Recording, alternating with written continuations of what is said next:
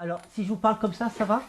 Bon, dès que je baisse la voix, non, parce que j'aurais tendance à baisser la voix, vous levez le doigt. D'accord? Bon. Non, parce que c'est vrai, sinon il y a des places à côté, hein, et donc, en fait, cet après-midi, donc il y avait des lycéens, et j'étais tout le temps debout à leur parler. Et je ne me suis pas rendu compte, mais j'ai parlé pendant 2 heures. Les pauvres, ils sont morts.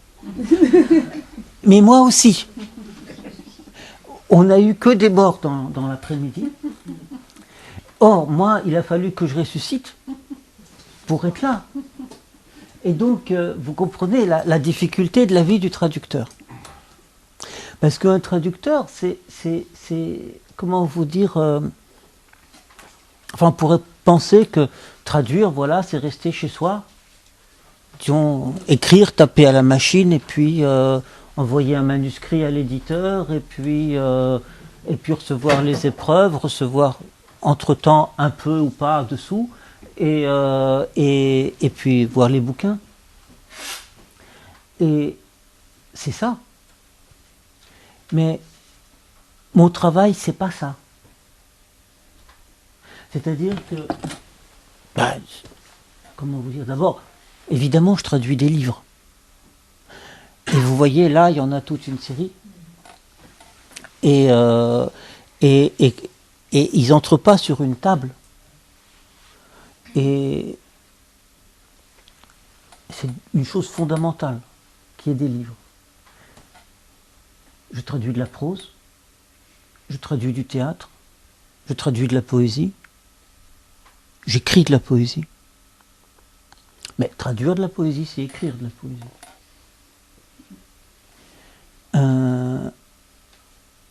Je fais ça.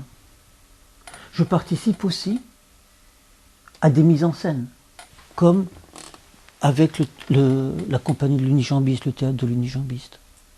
C'est-à-dire qu'au fur et à mesure des années, et je travaille depuis, j'ose à peine le dire, depuis 85-6, d'une façon... enfin, en fait, avant. Mais mon premier livre, à moi tout seul, il est paru en 85. Et c'était, figurez-vous, les œuvres de Catulle. Comme quoi, Catulle n'était pas écrit en russe. Et donc, voilà. Et donc, au fur et à mesure des années, s'est établi une espèce de comment vous dire, de complicité avec des metteurs en scène. Et j'ai participé aussi, bon, j'ai publié, je ne sais pas, une centaine de livres, peut-être plus, sans doute plus. Et j'ai participé aussi à plus d'une centaine de mises en scène. Que veut dire participer à une mise en scène pour un traducteur? En tout cas pour moi. Ça veut dire travailler avec les acteurs et le metteur en scène à la table. C'est-à-dire qu'on lit le texte. On s'assure que le texte est un bien commun à tous les acteurs. Qu'on lit le même texte. On pourra parler de ça. Donc voilà. D'où ma présence ici. Mais je ne fais pas que ça. Je veux dire qu'il y a aussi des... je fais des rencontres. Et je considère que c'est une façon très importante de faire de la traduction. Parce qu'il y a ce qui est dans les livres, mais les livres, ils existent par ce qui est autour. Et le fait de rencontrer des gens qui vous lisent, ça fait partie de l'écriture du livre. Il y a ça. Et puis je fais encore d'autres choses. Il y a des textes, il y a des poèmes que je ne traduis pas. Pour plein de raisons. Des raisons très sérieuses. Parce que non seulement parce que j'en suis pas capable, mais parce que je considère qu'il ne peut pas y avoir d'équivalence écrite entre un poème, par exemple pour la poésie des poètes, ce qu'on appelle le siècle d'argent. Est-ce que vous avez entendu parler? de cette notion du siècle d'argent, c'est-à-dire la poésie des années 10, 20 en Russie. Pour plein de raisons. Et donc, je dis ces poèmes en russe et je les traduis oralement. Et je demande qu'on ne note pas ma traduction, pour qu'il en reste quelque chose comme ça. Et ainsi de suite, et ainsi de suite, et ainsi de suite. Et je considère que ce travail-là, c'est un travail. En fait, j'ai pas commencé par Dostoïevski. J'avais traduit avant beaucoup d'autres livres. Chez plein d'éditeurs. Chez Gallimard, au Seuil, enfin. Et puis chez des petits éditeurs, en particulier chez un éditeur magnifique, Clément Sivert, j'ai publié plein de livres de Marina Tsvetaeva. Et puis, je peux peut-être parler comme ça, puis on va. Et puis en 1989, ma maman, parce que ma maman, c'est par ma. Enfin, tout commence par ma maman. Enfin, je veux dire, tout commence par la maman, mais tout commence par ma maman. Parce que ma maman a gardé le russe. C'est la maman qui a transmis le russe. Et ma maman s'est occupée à un certain moment d'un truc. Elle retravaillait sur Anna Berberova et sur le procès Kravchenko. Asseyez-vous là. Ouais, il y a de la place là. Bref, on a discuté, et ils ont discuté un peu avec Actes Sud. Et j'ai rencontré Hubert Nissen. Et notre rencontre s'est vraiment bien passée avec Hubert Nissen. À l'époque, Hubert Nissen était en train de créer Actes Sud. Et il avait créé, comment vous dire, il avait créé les éditions Babel, c'est-à-dire le livre de poche d'Actes Sud. Et là, j'ai demandé à Hubert Nissen, est-ce que vous voudriez avoir pour Babel les œuvres complètes de Dostoïevski? Et Hubert Nissen, il m'a regardé un petit peu comme ça. Ça s'est passé réellement, je le raconte souvent, mais c'est vrai, ça s'est vraiment passé sur un quai de métro. Enfin, pas de métro, c'était le RERC. C'est important parce qu'il y a un peu moins de trains qui passent. Et donc ça nous a laissé, pas 2 minutes, mais 5 minutes. Et il m'a demandé, mais pourquoi tu veux faire ça? Asseyez-vous. Et j'ai expliqué pourquoi. Et on s'est lancé. Et il pouvait le faire. Pourquoi il pouvait le faire? Parce qu'il n'avait pas Dostoïevski à son catalogue. Je veux dire, j'aurais proposé ça à Gallimard avec lequel je travaillais. Il ne pouvait pas le faire, il l'avait en folio. C'était absurde. Mais chez Actes Sud, il ne l'avait pas. Et Actes Sud se construisait à ce moment-là sur la traduction. Et c'est d'ailleurs, je le dis en passant, une évolution très intéressante d'Actes Sud, comment petit à petit, en se développant, la maison a évacué cet aspect nouveauté de la traduction. Et regardez les dernières couvertures de Babel. On voit quasiment pas le nom du traducteur. Actes Sud est redevenu une maison comme normale. C'est la mienne, malheureusement. Mais bon. Donc voilà. Et du coup, quelle était l'idée? Pourquoi se lancer dans les œuvres complètes de Dostoïevski? Parce que quand je lisais Dostoïevski, moi je le lisais en russe. Et ma maman, une fois, a ouvert le livre L'Idiot en français. Et elle est tombée. Est-ce qu'il n'a pas lu L'Idiot?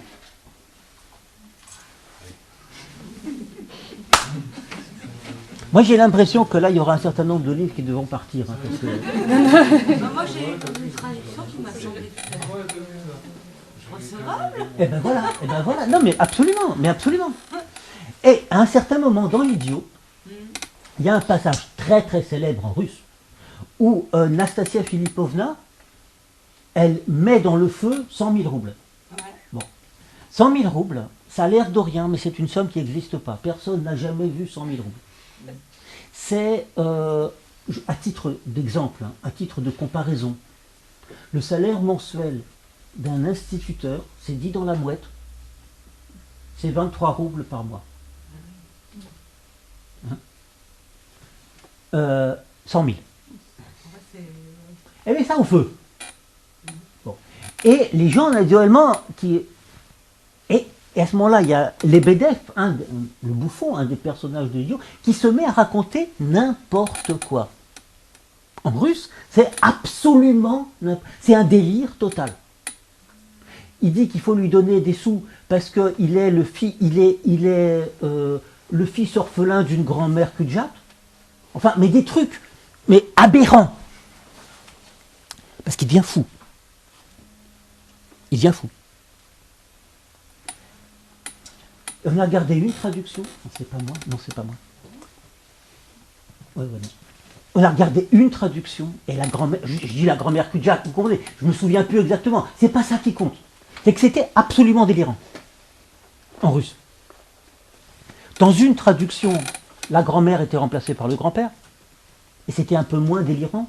Dans une autre, il y avait une autre façon de le rendre moins délirant, et ainsi de suite, et ainsi de suite, et ainsi de suite. Et tous les traducteurs avaient rendu la chose, bon, folle, mais pas entièrement folle. Et puis il y avait une autre raison. Je me dis, mais pourquoi? Puis il y avait une autre raison qui faisait que je voulais traduire Dostoïevski, c'est que je n'avais pas besoin de dire que Dostoïevski était un grand écrivain.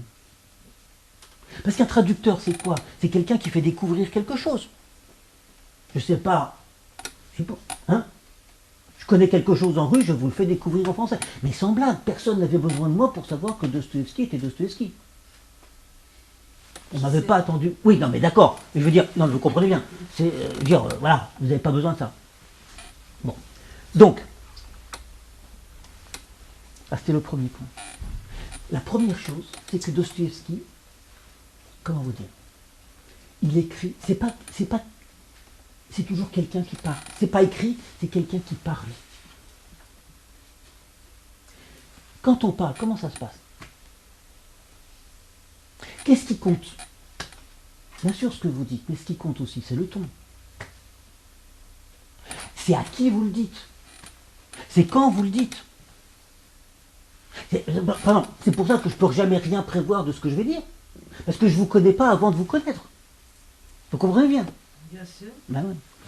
Et donc voilà. Dostoïevski, c'est le premier écrit. Et ce qui compte aussi, c'est ce que je ne dis pas. Et pourquoi je ne le dis pas?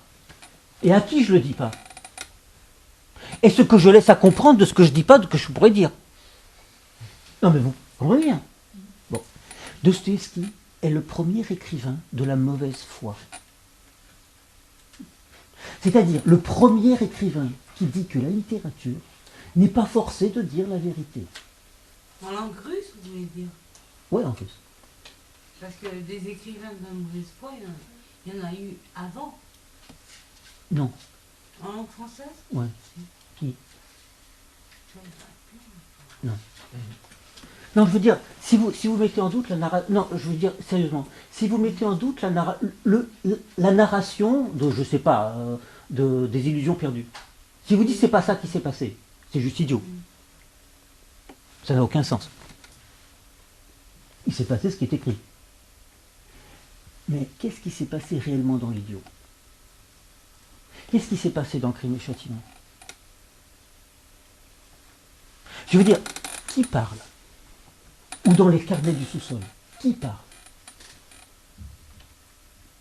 Ou dans l'Éternel Marie, qui c'est qui raconte? Ça, c'est le premier point. Le deuxième point, Dostoïevski répète plein de choses, tout le temps. Il y a une espèce d'écriture, mais très obsessionnelle. Alors, vous ne pouvez pas vous imaginer le mal que se donnaient les traducteurs qui m'ont précédé pour effacer les répétitions. c'était un travail colossal. Je parle de Dostoïevski, mais c'est encore pire pour Tolstoï. Il n'y a pas une seule bonne traduction de Tolstoï. C'est trop chanteur. Non, je ne ferai pas ça. Mais c'est hallucinant. Et les répétitions ne sont pas du tout les mêmes. Mais néanmoins, parce qu'en français, on ne répète pas. Pourquoi? Parce qu'on rend français l'auteur qu'on traduit. Voilà. Mais moi, je n'avais pas besoin de rendre français Dostoïevski. Il était déjà français. Je veux dire, il fait partie de la vie intellectuelle du XXe siècle en France comme dans tout l'Occident. C'était pas ça qui m'intéressait. Moi, ce qui m'intéressait, c'était, et si on le gardait un peu russe? Si on changeait un petit peu la langue française de telle sorte qu'elle puisse, comment vous dire, sonner un peu différemment. Là, c'était ça qui m'intéressait. Et puis, d'autre part, ce qui m'intéressait aussi, c'était qu'est-ce que Dostoïevski répétait. Et pourquoi il répétait. Et je ne parle pas simplement des mots qui se répètent, mais ce qui se répète aussi, c'est les images. Et la construction par image de Dostoïevski est un truc absolument fascinant. Par exemple, si vous lisez, qui n'a pas lu Crime et Châtiment?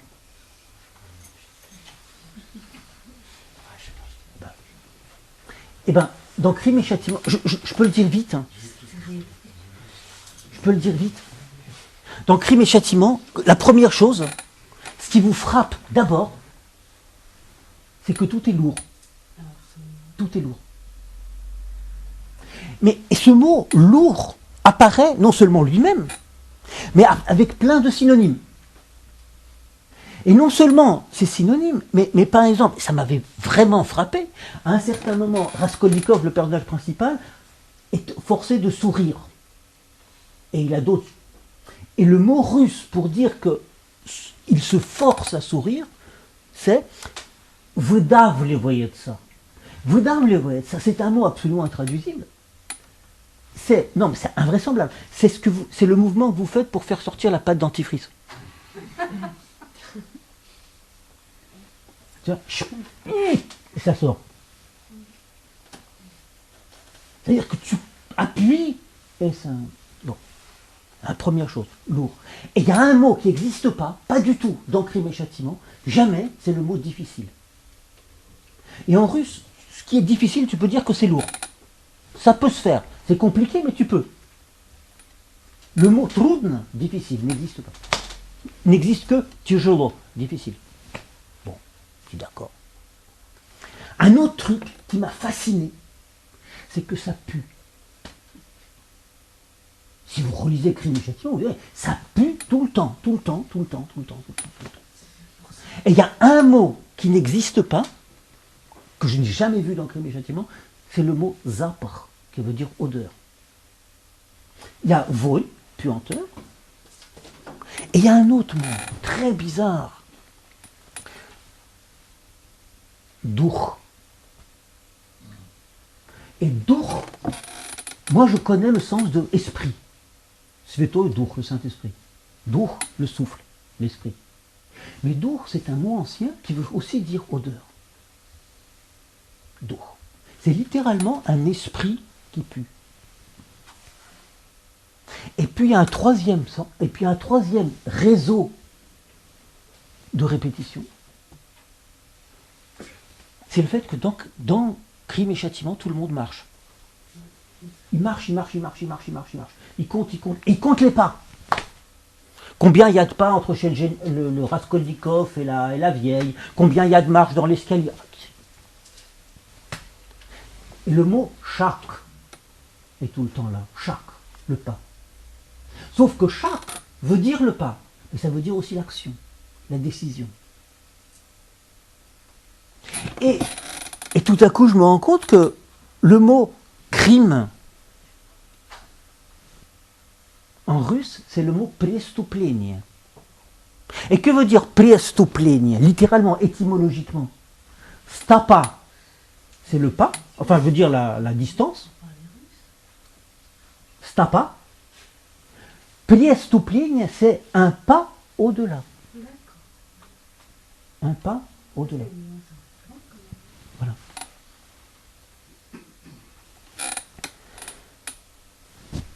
Et donc, l'essentiel pour moi, c'est de noter ces répétitions. Parce que ce qui fait le sens du livre, c'est le réseau de répétitions, le réseau des images. Et à un certain moment arrive le chapitre de l'Évangile, la résurrection de Lazare, qui est lu par Sonia. Et Raskolnikov dit à Sonia, lis-moi ça, et il dit d'abord, Где тут про Лазаря? En russe, Где тут про Лазаря? Ça veut dire, c'est où Lazare ici? Il regarde la Bible, Где тут про Лазаря? Sonia lit le livre, et qu'est-ce que c'est la résurrection de Lazare? Il y a 3 étapes. 1, Lazare est enterré dans une grotte, pas dans un tombeau, dans une grotte. Et Jésus dit, ôtez la pierre. Et la pierre est lourde. C'est une pierre énorme. Marthe dit à Jésus, mais il pue déjà, puisqu'il est mort depuis 3 jours. Et Jésus dit à Lazare, Lazare, sors et viens. Et Lazare fait quelques pas hors de la tombe. C'est-à-dire que ce qui est diffusé dans un roman, où on pourrait, sur un crime, c'est un poème sur la résurrection.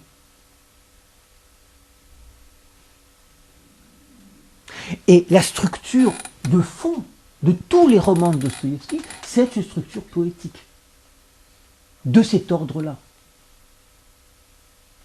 Et donc, ma traduction, elle doit absolument s'attacher d'abord à rendre la langue partiale, c'est-à-dire qu'on comprenne que c'est beaucoup plus compliqué que la simple narration. 2, que cette langue doit être obsessionnelle, c'est-à-dire qu'elle ne doit pas parler du point de vue de la logique, mais du point de vue d'une espèce d'émotion qu'on ne doit pas comprendre. Et 3, qu'elle doit mettre en place un réseau poétique métaphysique. Pour ne pas dire mystique. Et ce travail-là, c'est ça qui a justifié mon travail de l'intégrale des œuvres de Dostoïevski. Ces 3 niveaux-là. Naturellement, à chaque roman, les enjeux changent, on comprend bien. Ça va de soi. Mais la structure profonde est la même.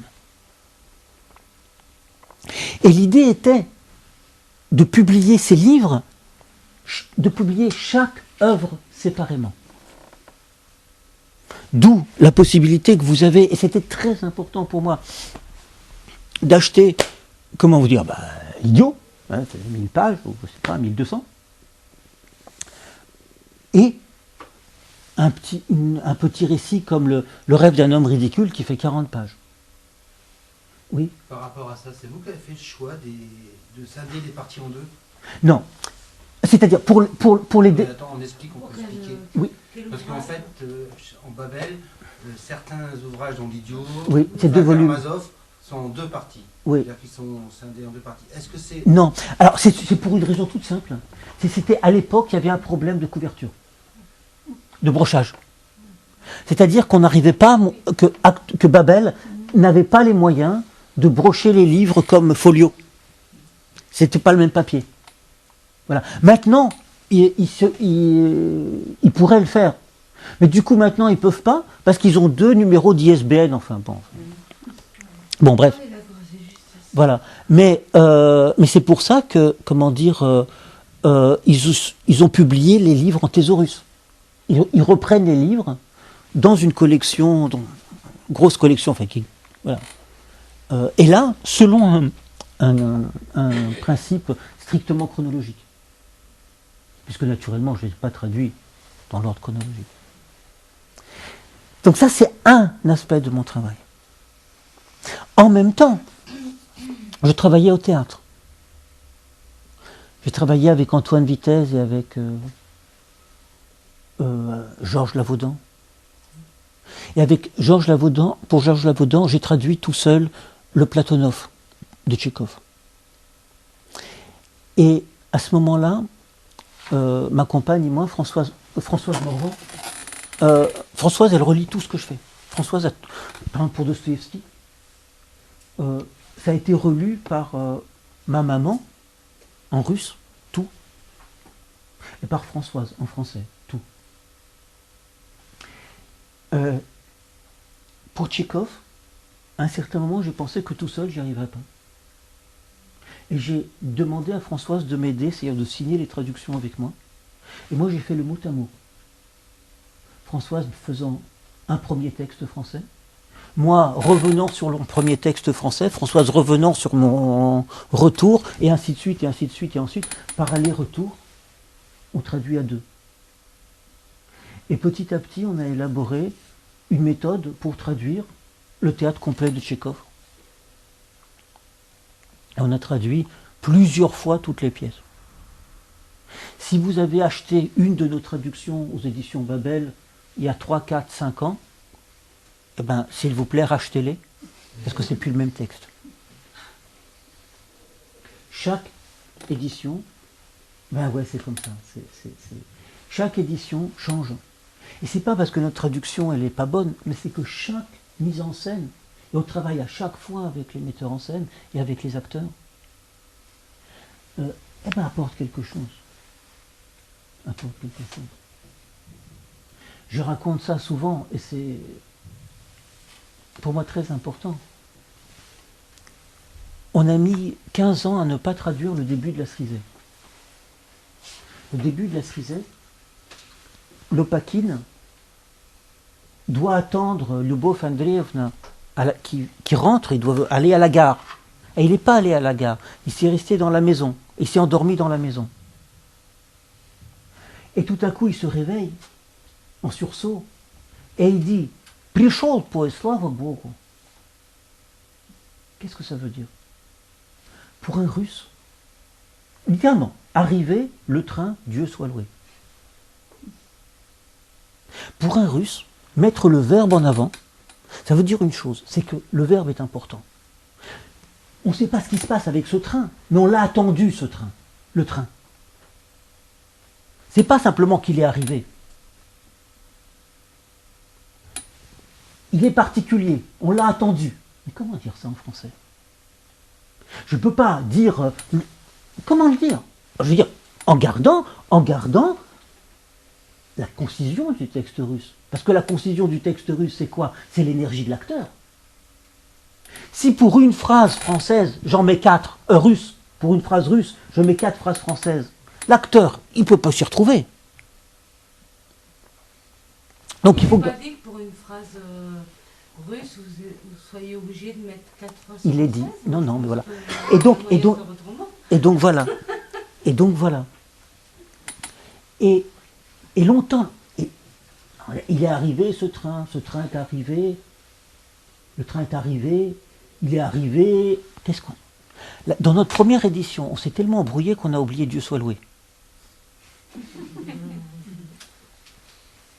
Bon.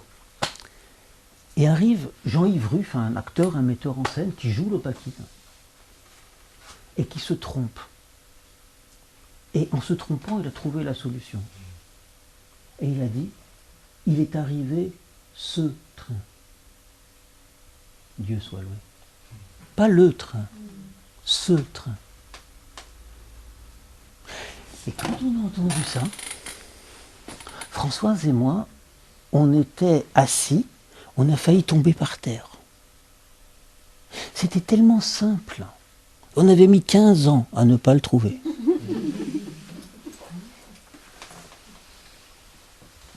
Et ça, c'est le travail au théâtre. Travailler au théâtre, travailler avec des acteurs, avec des metteurs en scène, avec des professionnels, des gens d'une haute culture, d'une haute intelligence. Ils ont, à l'instant où ils le jouent, la formule juste. Pas tous, pas tout le temps, mais quand même. Et sans le théâtre, on n'aurait jamais pu travailler. Je veux dire sans le travail concret, précis de la scène. Et donc on a traduit tout Tchekhov. Et moi-même, tout seul, j'ai traduit toute une série d'autres pièces que j'ai publiées pas chez Babel, j'ai publié tout le théâtre de Gogol, mais chez d'autres éditeurs, en particulier chez José Corti, j'avais inauguré toute une série de théâtres russes, de pièces que les gens ne connaissent pas. Et je ne pense pas vous faire offense en disant que vous ne connaissez pas Ekaterina Ivanovna de Léonid Andreïev. Pourtant, c'est une pièce grandiose. Et j'espère que, vous irez au spectacle, vous verrez la chose. Et que vous prendrez le texte. Et donc voilà. Parce que il y a aussi ça qui compte, c'est que on me... Ouais, le 4 février. Mardi. Retenez mardi. Hein, pour les billets, il faut s'adresser à Olivier. Il fournira la chose. Contre paiement, mais il fournira la chose. Donc voilà. Comment vous dire? L'idée, c'était aussi de faire connaître cette période-là. C'est-à-dire le théâtre. Léonid Andreïev, c'est 1912. Ekaterina Ivanovna, c'est 1912. C'est-à-dire 2 ans avant la catastrophe. Le début, la guerre de 14, et puis après 17. Voilà. Et on sent ça dans cette pièce. On sent cette espèce d'attente tragique, frénétique de quelque chose qu'on ne sait pas et dont on pressent que ça sera tout à fait terrible. Dans la cerisée, il y a un peu ça aussi. Dans la cerisée, il y a exactement ça. Et je parle souvent de la hache dans la littérature russe, j'ai peur de me répéter, mais il y a un lien entre la cerisée et Raskolnikov. C'est la hache. La hache, c'est l'arme du paysan. C'est l'arme monstrueuse. C'est l'arme contre laquelle il n'y a aucun salut. Elle était lourde. Lourde. La hache. Et vous savez, elle est tellement lourde, la hache de Crime et Châtiment. Et merci de me le faire remarquer absolument. Elle est tellement lourde que Raskolnikov, quand il soulève la hache, il est surpris par le poids. Et la hache se retourne dans sa main, dans ses bras. Parce que lui est grand et l'usurière est petite. Et il prend son élan. Et ce qui retombe, ce n'est pas le bout tranchant de la hache. C'est le bout rond de la hache. Ce qu'on appelle le marteau de la hache. Et la vieille usurière, elle n'a pas le crâne tranché, elle a le crâne écrasé. Et le monde de Dostoïevski, c'est ça.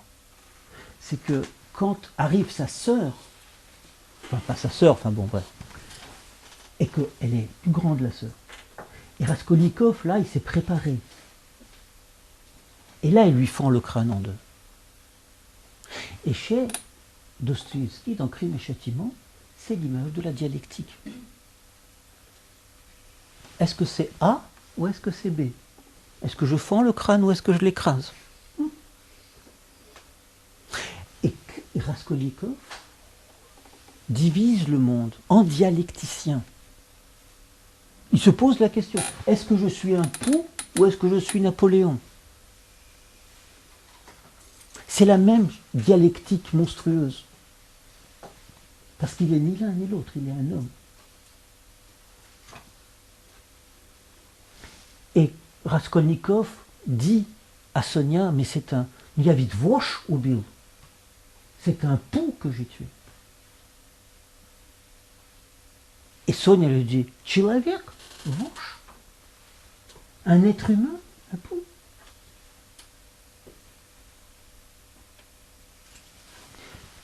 Voilà. Et donc ça, c'était ce travail-là. Et puis je regarde l'heure, ça va, j'ai encore un peu de temps. J'ai fait autre chose qui est très très important pour moi. Très important. C'est la traduction de Jane Onegin de Pouchkine. Je voudrais en dire deux mots. Je vais le dire comme ça. Eugène Onegin est le livre le plus important jamais écrit en russe. Point final. Je dis ça en ayant traduit tout Dostoïevski et en ayant lu, je le dis d'une façon péremptoire et sans aucune discussion. C'est péremptoire. Donc, Pour le coup. donc, voilà.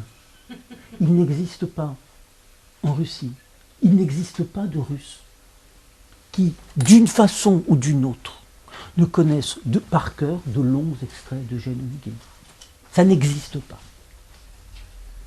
Eugène Onegin, il y a en Russie, je le dis souvent, et c'est une chose réelle et très importante, et intraduisible. Il n'y a pas 4 éléments, il y en a 5. Il y a les 4 éléments normaux, et il y a Pouchkine. Et Pouchkine n'est pas simplement un poète, c'est autre chose. C'est quand on... Avant notre naissance, avant la naissance, notre mère nous dit du Pouchkine. On naît du verbe naître avec les rythmes de Pouchkine. Si je dis, j'ai fait l'expérience hier, tout à l'heure, il y avait une lycéenne russe. Et je lui dis ta ta ta ta ta ta ta ta. Et je la vois qui fond. Elle ne savait pas, elle était tellement surprise qu'elle a même oublié d'où ça venait. Mais c'est pas grave, c'est Eugène Onegin. Et c'est pas Eugène Onegin, c'est pas des mots, c'est juste le schéma rythmique du premier vers. Et de quoi parle Eugène Onegin? De rien. C'est l'histoire d'une non-rencontre. Lui s'ennuie, arrive à la campagne. Elle, une jeune fille qui vit de romans, voit un beau jeune homme, tombe amoureuse. Lui est un homme honnête, dit non. Il a un voisin qui s'entend bien, un jeune homme, un jeune poète, très mauvais poète, mais un jeune homme. Il se dispute, il le tue. Il part, il revient à Pétersbourg. Tatiana, donc la jeune fille, est mariée. Onegin tombe amoureux. Tatiana lui dit c'est trop tard. Et c'est tout. C'est tout. 6500 vers pour dire ça. Ça parle de rien. Et c'est bouleversant du début à la fin. C'est d'une tristesse absolument lumineuse, grandiose. Et la littérature russe, c'est une littérature lourde. Je dis souvent, c'est une littérature barbue, c'est-à-dire une littérature de gens qui vous apprennent comment il faut vivre. Alors il y a Dostoïevski, il a une façon particulière. Il y a Tolstoï, il y a une autre façon. Il y a Solzhenitsyn, il y a une autre façon. Et tous, ils veulent vous apprendre à vivre. Ou à mourir. Ou à mourir, c'est pareil. En fait, c'est pareil. C'est pareil. Voilà. Et les deux seuls écrivains, peut-être trois avec Lermontov, mais les deux seuls écrivains qui vous apprennent rien, c'est Pouchkine et Tchekhov. Si vous voulez comprendre ce qu'il y a dans Eugène Onegin, il faut comprendre ce qu'il y a dans Les Trois Sœurs. Tenez, il neige, où est le sens? Eh bien, voilà. C'est ça ce que dit Tuzenbach. Tenez, il neige, où est le sens? Et toute la ville. Et donc, j'ai travaillé pendant 28 ans à traduire ce roman. Et je le dis d'une façon très sérieuse, c'est la chose la plus importante que j'ai jamais faite de ma vie. Et je le dis d'une autre façon, jamais je ne ferai quelque chose de mieux que ça. Je le dis comme ça. Aussi d'une façon péremptoire.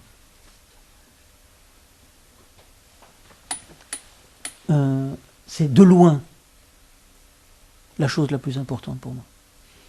Je le dis en ayant fait beaucoup d'autres choses. J'ai complété ce livre, Eugène Onegin, par un autre, un gros bouquin, qui s'appelle Le Soleil d'Alexandre,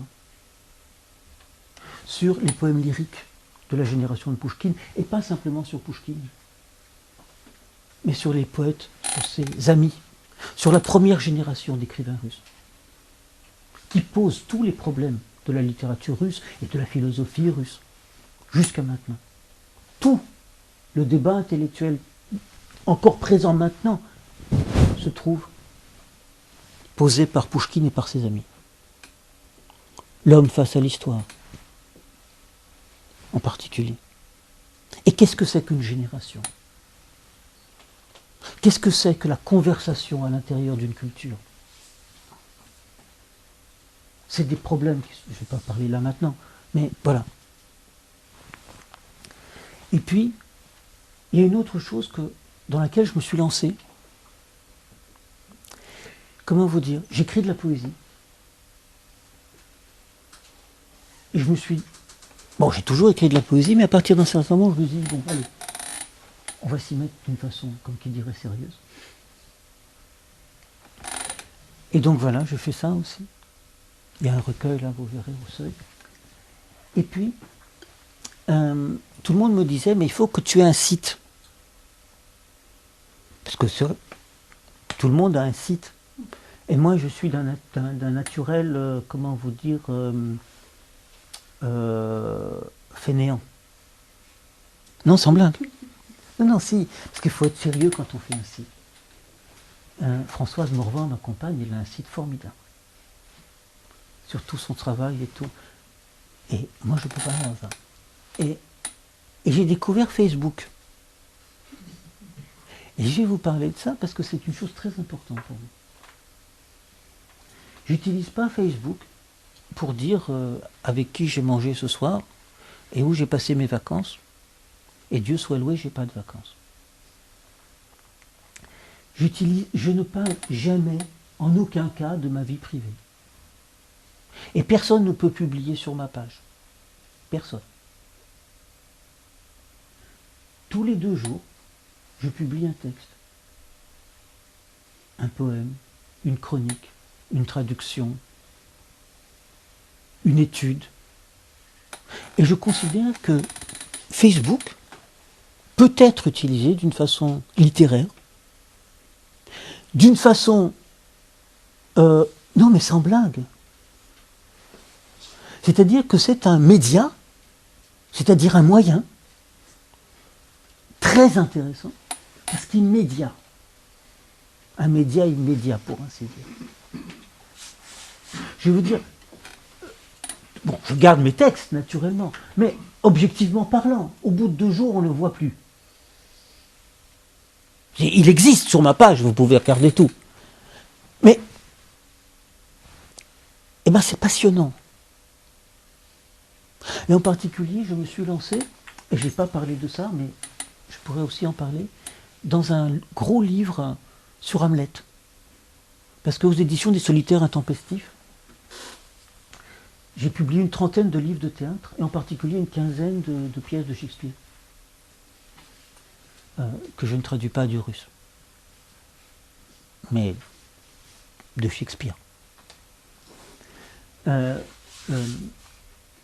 Et donc voilà, et donc j'en suis à mon 10e épisode de mes notes hamlétiques. Scène 2, acte 1. Donc c'est dire si vous avez le temps de prendre le train en route, parce que comme vous savez, il y a 5 actes. Alors peut-être que je ne ferai pas tout, hein, mais donc voilà. Et ça me permet aussi d'être en contact avec toutes sortes de gens avec, comment vous dire ça? Françoise et moi, on reprend très souvent une formule magnifique de Jules Supervielle, qui parle des amis inconnus.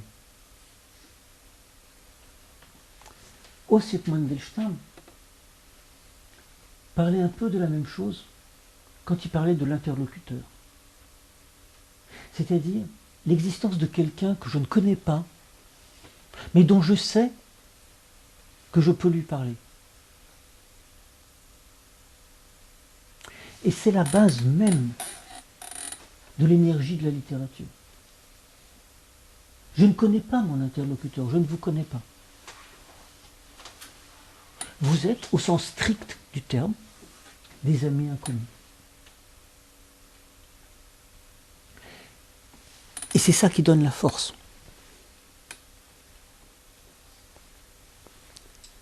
Et ce travail sur Facebook a été passionnant à cause de ça. À cause de ça. Parce que je me retrouve avec, je ne sais pas, plus de 1500 personnes qui sont mes amis. Que veut dire mes amis sur Facebook? Je ne prends pas n'importe qui. Je ne prends pas quelqu'un qui me dit je veux être ton ami que je ne connais pas. Il faut au moins qu'il y ait, je ne sais pas, un certain nombre d'amis en commun puis qui m'écrivent. Parce que sinon, je ne connais pas. Voilà. Et donc voilà. Et c'est une nouvelle aventure dans laquelle je me suis lancé. Et sur laquelle je voudrais finir parce ça fait déjà 1 heure. Donc si vous avez des questions, je suis tout à fait prêt à répondre. Il y a les livres, il y a tout ce que vous voulez. Et je vais prendre un verre d'eau parce que je meurs de soif auprès de la fontaine. Les brasiers frissonnent tout ardents. En mon pays suis en terre lointaine, nu comme verre vêtu en président. De qui sont ces vers? De Villon. Merci. Ce Villon est pas mal. Hein. Alors je ne l'ai pas traduit. Non, mais bon. Moi, je ne les connaissais pas, donc je vous ai posé des questions. Balade du concours de Blois. Je ne connaissais pas du tout. Et la finalité de Facebook? Là, La finalité de Facebook, ça serait en gros, ça serait un livre. Je sais pas comment. Parce que, en fait, c'est un livre compliqué parce qu'il y a des liens. Il y a des liens vidéo. Il y a des photos. Il y a des fois des commentaires qui sont passionnants. Des fois, des commentaires imbéciles. Non, mais bon. Et en fait, donc, je ne sais pas exactement. Mais c'est clair qu'il y a plusieurs éditeurs qui m'ont demandé est-ce que ça vous intéresserait de le publier? Je dis, Oh non, c'est faisable avec les flashcodes. ah non, oui, mais- oui. Non, dans le livre. Ah oui, oui, oui. Non, mais c'est faisable. Bien sûr. Vous pouvez très bien associer le papier avec des flashcodes pour que les gens aillent voir des vidéos ou autre. Ben, bien sûr. Sur un autre moyen de. Mais bien sûr. Mais bien sûr. Mais Un autre média. et je pense que ça serait très intéressant. C'est-à-dire, l'idée, c'est d'utiliser tous les moyens possibles pour communiquer. Le livre, la scène, la conversation, le disque, Facebook, tout. Et tout ça comme un seul travail. Comme une façon d'essayer de faire passer quelque chose de, je ne sais pas comment dire, enfin, disons d'une expérience humaine, quoi, qui est, bon, la mienne, mais qui est, enfin, en tant que tel, en tant que je suis un être humain, intéressante peut-être pour tout le monde. Donc, voilà. Ça va? Et combien de temps vous mettez à traduire, bon, mettons L'Éternel Marié, qui n'est pas un livre très gros, mais c'est 150 pages à peu près. Écoutez, c'est une question compliquée, mais en gros, je sais pas, 3 mois. Ouais. Crime et châtiment, c'est 1 an. Oui, c'est plus léger. Ouais. Mais je fais d'autres choses en même temps. Donc, Et moi j'ai une question à vous poser. Ah pardon, allez-y. Vous menez des traductions parallèles, oui. de langues différentes. Oui, mais ce que je dis souvent, c'est que, en fait, on ne traduit pas une langue, on traduit des auteurs. Et par exemple, pourquoi je me suis lancé dans Shakespeare, c'est pas parce que c'est écrit en anglais. Moi, ce qui m'intéressait dans Shakespeare, c'était le vers de Shakespeare. Le pentamètre iambique. C'est idiot de dire ça. Le vers. Shakespeare, il écrit dans un vers particulier. Ta ta ta ta ta ta ta ta ta ta. To be or not to be, that is the question. Hein? Papam, papam, papam, papam, papam. Ce vers-là, c'est le même vers qui existe en Allemagne, ou plutôt, que les Allemands ont retrouvé, ou plutôt élaboré, pour contrer l'alexandrin français. C'est un truc très intéressant. Quand Schiller, vieux, Schiller a écrit tout son théâtre en pentamétrie iambique. C'est-à-dire, qu'est-ce que ça voulait dire? Ça voulait dire, nous sommes plus proches de Shakespeare que de Racine. Nous sommes plus proches des Anglais que des Français. Quand Napoléon a gagné à Austerlitz, quelle a été la réponse de Schiller, vous savez? Il a traduit en pentamètre iambique Phèdre. Et c'était passionnant, ça. C'est-à-dire, il a, sur le terrain littéraire, transformé le symbole même de la France en pièce anglaise. Ou allemande, mais vous comprenez, shakespearienne si vous voulez. Et ce pentamètre iambique, ce vers de Shakespeare, il est utilisé par Pouchkine pour créer le théâtre russe. Un théâtre pas en alexandrin, pas classique français, ni romantique français. Or, ce pentamètre, c'est le vers de l'Europe, c'est-à-dire que ce pentamètre, c'est en gros une des formes du décasyllabe. Mais le décasyllabe, c'est le même vers qu'en italien, l'endécasyllabe, c'est-à-dire le vers de 11 syllabes. On dit 11 syllabes simplement parce que les Italiens comptent la dernière syllabe féminine. Mais c'est le même vers. Mais c'est le vers de Dante, donc, de la Divine Comédie. C'est le vers de l'endécasyllabe espagnol, du siècle d'or espagnol. C'est le vers de l'Europe. Au XVIe siècle, l'Europe est un seul monde culturel dans lequel arrive, d'une façon passionnante, mais c'est trop long pour expliquer là, maintenant, et d'ailleurs je serais incapable d'expliquer ça vraiment, arrive l'alexandrin, qui est le contraire. Parce qu'autant le décasyllabe, l'endécasyllabe, est un vers construit sur l'asymétrie, le fait de ne pas être symétrique. Puisque la césure, quand césure il y a, elle est 4, 6 ou 6, 4. Mais jamais 5, 5. Autant l'alexandrin, c'est 1, 2, 3, 4, 5, 6. 1, 2, 3, 4, 5, 6. C'est pour ça, hier, c'était très surprenant. On était dans un lieu de l'alexandrin. Je veux dire, ce château du comte de Cossé-Brissac, inauguré par Louis XIV, où tout est construit sur une symétrie parfaite. Parce que platonicienne. Hein, c'est ça le sens de l'alexandrin, c'est Platon. C'est le soleil, la galerie des glaces, la symétrie parfaite. La grandeur de la France, de la poésie française classique, elle est là. C'est que dans l'immobilité totale de la symétrie de l'alexandrin, il y a une vie incroyable de chaque vers. Enfin, c'est ça qui est incroyable. Mais personne n'avait jamais traduit Shakespeare dans sa forme originale en France. En prose ou en vers libre ou en alexandrin ou je ne sais pas quoi. Mais jamais en pentamètre iambique, en décasyllabe. Et mon travail, c'était de faire revenir Shakespeare, comment vous dire, avant l'alexandrin. En quelque sorte. Même si concrètement, à l'époque où Shakespeare écrivait, en France, c'était déjà le règne total de l'alexandrin. Puisque il est le contemporain de Dubartras ou de Daubigné, enfin bon. Voilà. Mais bon, c'est pour ça que j'ai commencé à traduire Shakespeare. Et Marlowe, il écrivait comme Shakespeare. Pareil, c'est le vers de tout le théâtre élisabétain. Bien sûr, bien sûr. Oui, alors, si Daubigny, ça tombe bien, parce qu'on a travaillé dessus en début d'année, c'est pas très classique. Non, mais je ne parle pas de classicisme, hein, je parle de symétrie de l'alexandrin.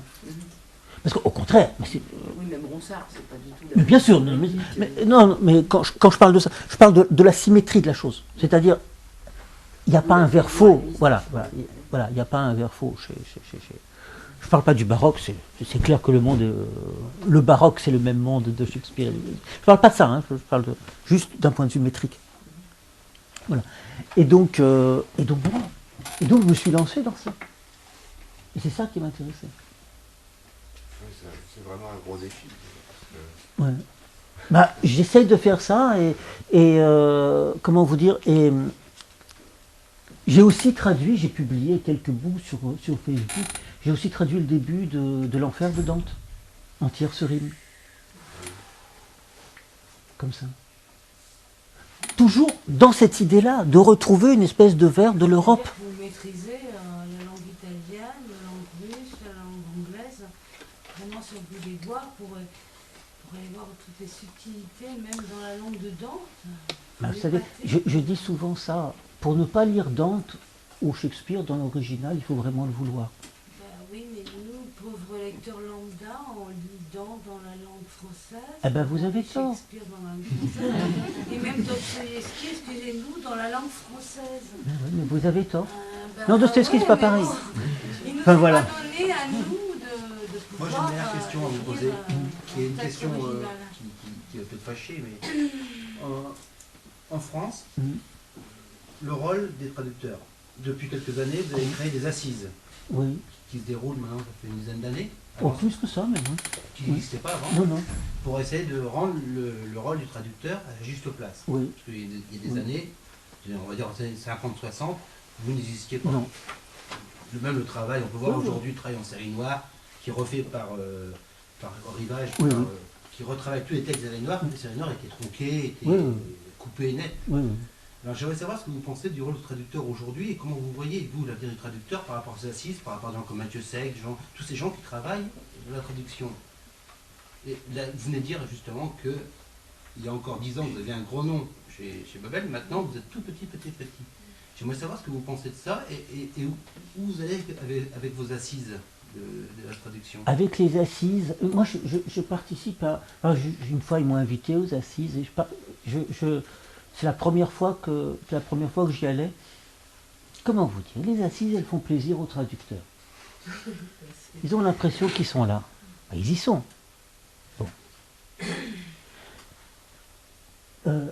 On n'existe pas. Mais d'un autre côté, qu'est-ce que je fais là? J'existe, vu que vous comprenez bien.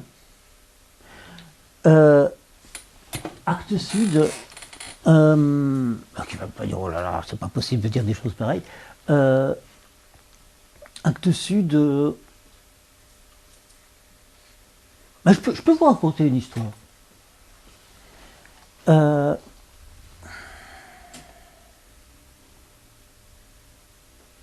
vais dire ça comme ça.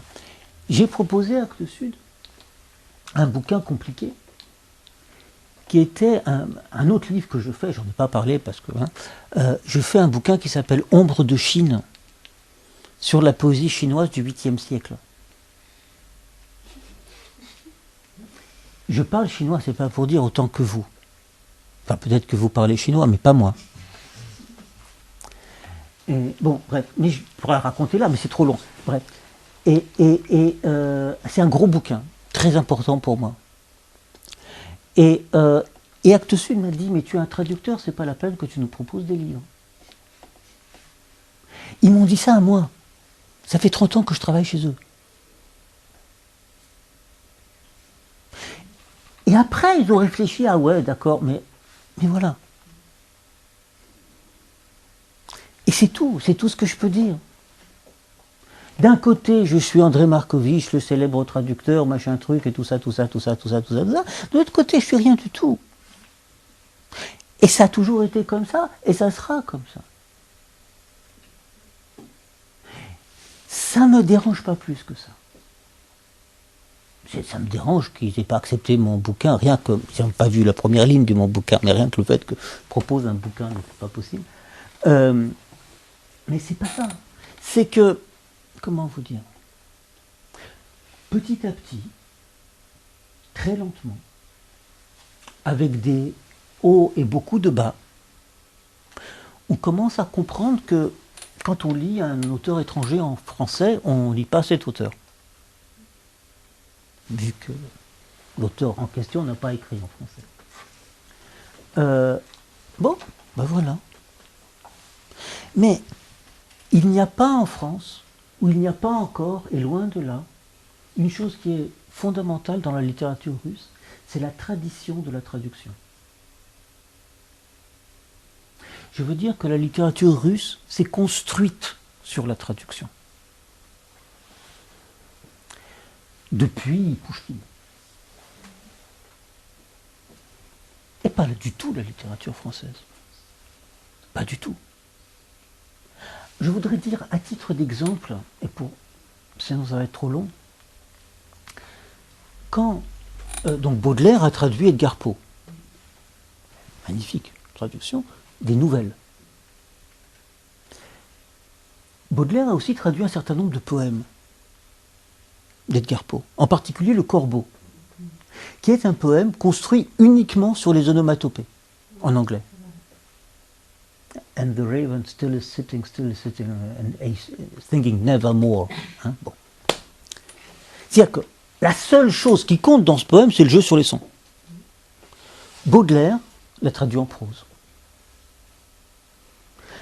Mallarmé, qui était comme on sait prof d'anglais, et un angliciste éminent, a aussi traduit Le Corbeau en prose. S'il y a des poètes de la littérature française qui savent ce que c'est que le jeu sur la sonorité, et qui le savent, entre nous soit dit, bien mieux qu'Edgar Poe, qui était un poète assez mineur, c'est Baudelaire et Mallarmé. C'est-à-dire que s'ils avaient voulu jouer sur la sonorité, ils l'auraient fait. Ils ont écrit des poèmes en prose, quand même. Non, mais je comprends bien, mais vous comprenez ce que je veux dire. Dire que Mallarmé, il ne sait pas ce que c'est que jouer sur la sonorité. Non, mais sur la sonorité dans un poème en prose. Oui, non, mais je parle le poème de Poe n'est pas en prose. D'accord, oui. Pourquoi ils ne l'ont pas fait? Pour une raison très simple. C'est que, et pour Baudelaire, et pour Mallarmé, le vers est réservé à ce qui se pense d'abord en français. Et il n'y a pas d'autre vers de traduction possible que l'alexandrin.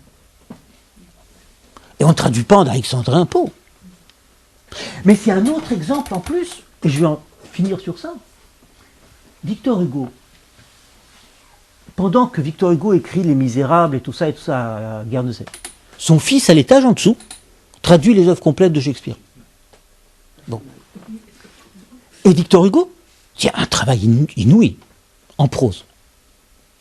Et Victor Hugo fait une préface aux œuvres de son fils, qui est un livre absolument sublime, qui est le William Shakespeare.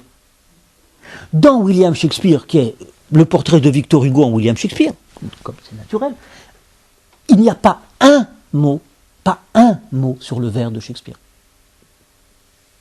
Il y a tout ce que vous voulez, mais juste la versification, la métrique de Shakespeare, la langue de Shakespeare, il n'y a pas un mot sur ça.